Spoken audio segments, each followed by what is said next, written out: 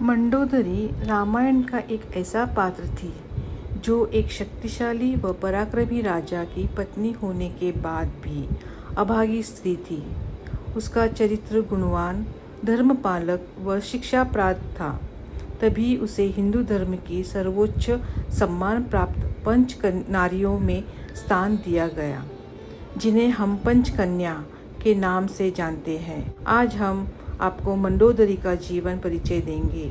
राक्षसों के बीच में रहने के पश्चात भी मंडोदरी एक अच्छे हृदय की नारी थी। वह साथ में पतिव्रता भी। उसने अपने पति के द्वारा किए गए हर अनुचित कार्यों में उन्हें समझाने का प्रयास किया, लेकिन रावण उसकी एक नहीं सुनता था। एक दिन रावण के अनुचित कार्यों में से परेशान होकर मंडोदरी ने आत्महत्या का भी प्रयास किया था।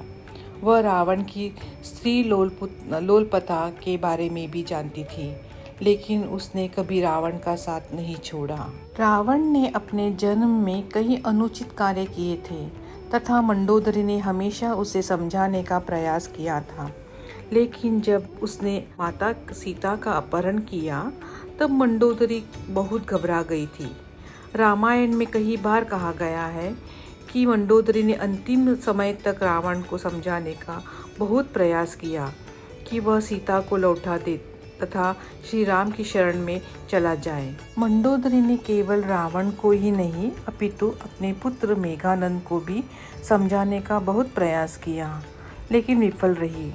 एक बार तो उसने रावण पर तंज कसते हुए कहा कि जब वह श्री राम के छोटे भाई लक्ष्मण के द्वारा खींची गई एक सामान्य रेखा को ही पार नहीं कर सका था, तो वह स्वयं नारायण के रूप श्री राम से कैसे जीतेगा।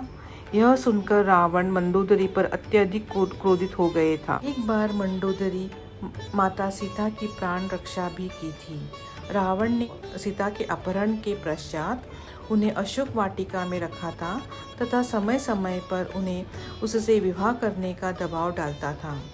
एक दिन सीता पर दबाव डालते हुए रावण इतना क्रोधित हो गया था कि उसने अपनी खड्ग उठाकर सीता का वध करने का प्रयास किया था। यह देखकर मंडोदरी ने रावण का हाथ पकड़ लिया व उसे ऐसा न करने का याचना की थी। मंडोदरी के इस प्रकार सभी के सामने याचना करने पर रावण वहां से चला गया था। जब श्री राम ने रावण का वध कर दिया तो मंडोदरी युद्ध भूमि में आकर प्रलाप करने लगी। यह देखकर श्री राम को बहुत दुख हुआ। वह उन्हें मंडोदरी को सांत्वना दी। उसके साथ ही श्री राम ने विभीषण को परामर्श दिया कि वह अपनी भाभी मंडोदरी से विवाह कर उन्हें पुनः लंका की प्रमुख महारानी होने का सम्मान प्राप्त करे। मंडोदरी इस प्रस्ताव से पहले तो असहज हो गई, लेकिन लंका की भलाई को देखते हुए उसने यह प्रस्ताव स्वीकार कर लिया। फिर मंडोदरी का विभीषण से विवाह हो गया और वह पुनः लंका की प्रमुख महारानी बन गई।